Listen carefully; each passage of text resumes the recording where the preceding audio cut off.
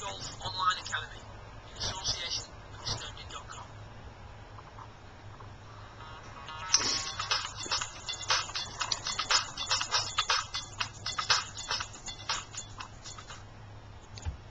Hiya Steve, great to spend some time on the range with you again on Tuesday. Just a quick recap on what was quite a productive session.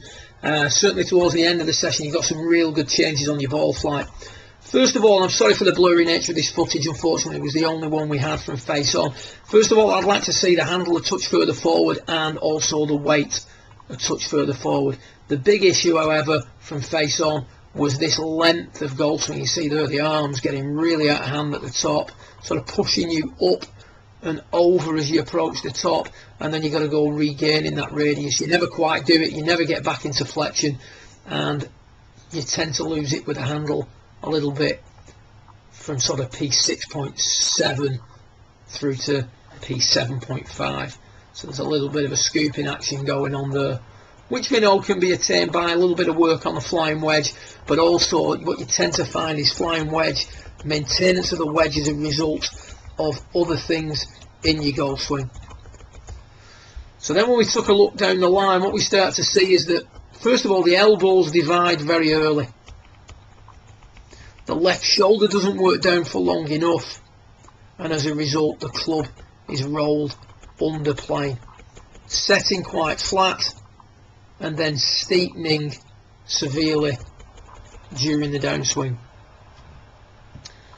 So we suggested that you make the change of, as we said before, from face on, weight forward, handle forward, also increasing the pressure points on pressure points 4 and 5. Get the arms nailed to the torso.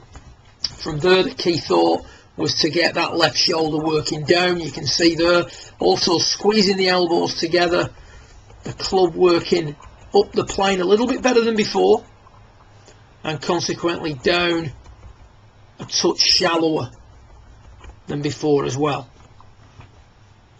You can see here with Mike Bennett as he takes the club back, the elbows stay nice and tight, shoulder, left shoulder working down, elbows staying together,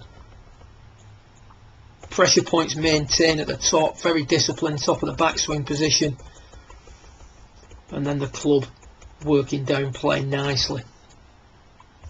Towards the end of your session, you've got your feet out, you've got your weight forward, you've got your handle forward, squeezing the elbows together, left shoulders working down at a much more appropriate rate, hand path's improved, arm path has improved as well. Take a little look at those two positions. The setting of the club has improved. There's much more of an active look to the wrist than you had at the start of the session. Top of the backswing looking a little bit more disciplined, a little bit deeper. And then this is the change I like. This shaft, rather than working steep down elbow plane, starts to work back down between the two red lines, coming nicely onto plane at the end. And you can see there already that this club has started to close to the path rather than open to the path, resulting in much more draw on your shots.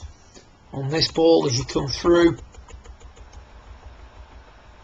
we try and rescue it and hit out excessively, if you will. The arms again separating from the rib cage, very little turn through the golf ball. On this one, you hit out at a more appropriate rate, and there's certainly a little bit more turn on the way through, as is evident by a little bit more releasing of the tailbone and more visibility of the left leg. So good work in all, keep up the progress, and I look forward to seeing you in a month or so's time. Well done.